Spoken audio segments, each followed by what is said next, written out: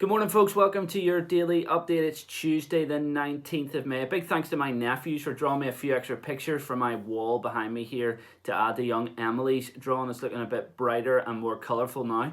So let's dive in and look at some of these big changes in the news this morning. Yesterday, we were discussing the reopening of recycling facilities and garden centres. Today, though, we're now allowed to meet up with friends and family in groups of up to 6 people as long as it's all outdoors. And various sports are beginning again. Things like fishing, tennis, and the greatest sport in the world, of course, golf, are all back. Basically, sports where you need not be in close contact with someone else. And we saw Rory McIlroy live on our screens on Sunday playing a social distanced round of golf with a few other players. It was a bit bizarre to see them play without crowds watching, and they didn't have caddies or anything either, so they were all carrying their own bags and kind of stayed away from each other. It was strange, but it was a bit of fun. And now it seems we're allowed to play golf again here in Northern Ireland. And the whole idea behind these initial steps is that it gives us a few extra things that we can do with our time. It allows us to see a few more people, but all of these activities, of course, must be done with strict social distancing, and they must be outdoors. We can't just go and sit in our friend's living room. And this will, of course, be difficult. We may well be reunited with loved ones shortly, and we're going to have to resist the temptation to get very close or to hug or shake hands and so on.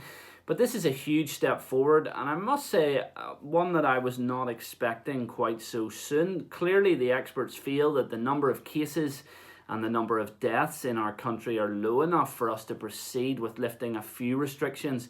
And as ever, time will tell as to whether or not that's a good idea. I've been trying to find out a bit of info about how far we're able to travel to do these kind of things. You know, can we just jump in our car and drive to the other side of the country to go to the beach and meet up with a few friends? And that's where I'm just not quite sure. I found one sentence kind of hidden away in an article on the BBC News site that simply said travel would not be restricted for these activities.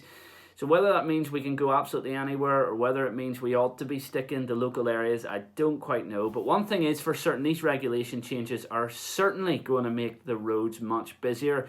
I think we're going to see a lot more people out and about today and tomorrow, especially if the weather's decent enough. People will be flocking to meet other people, friends and family, maybe at the beach or at parks and so on. So folks, wherever you go today and in the coming days, stay safe. Make sure to keep social distancing in place. Perhaps we are through the peak of the virus, but there are still dangers, of course. And also remember that if you are someone who has to isolate for medical reasons, I think you're expected to carry on doing so. And the rest of us should still be looking out for ways to help those who are in isolation, grocery runs, prescription runs, and anything else that needs doing. So please do get in touch if you need help.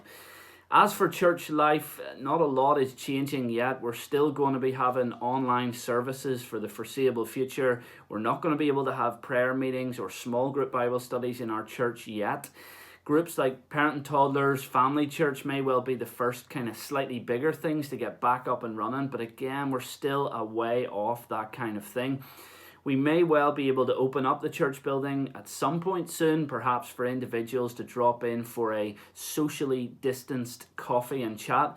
But we will not be doing this until we're given the green light by PCI, who are taking instruction from the executive. So for now, it's as you were, but as soon as anything changes, I will of course let you know. Certainly these restrictions being lifted are a game changer for us all, and this will impact our daily lives for a while now. Perhaps you're welcoming these changes and just can't wait to meet up with people outdoors. Perhaps for others, you're much more apprehensive. Maybe you're concerned that we're moving a little bit too fast. Either way, our prayer remains the same, that the Lord's protection would be upon us all. Remember, this is a God of compassion who wants us to come and cry out to him, whether it's fear or praise, whether it's frustration or joy. The Lord listens and he hears. He moves to bring comfort and peace. He is active in our world and invested in our lives, and we ought to trust in him. Psalm 146 says this: praise the Lord, my soul. I will praise the Lord all my life. I will sing praise to my God as long as I live. He is the maker of heaven and earth, the sea and everything in them. He remains faithful forever. He upholds the cause of the oppressed and gives food to the hungry. The Lord sets prisoners free. The Lord gives sight to the blind. The Lord lifts up those who are bowed down. The Lord loves the righteous.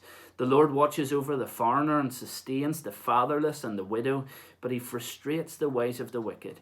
The Lord reigns forever. Your God, O Zion, for all generations. Praise the Lord. Folks, that's us for today. As ever, stay safe, and until tomorrow, God bless.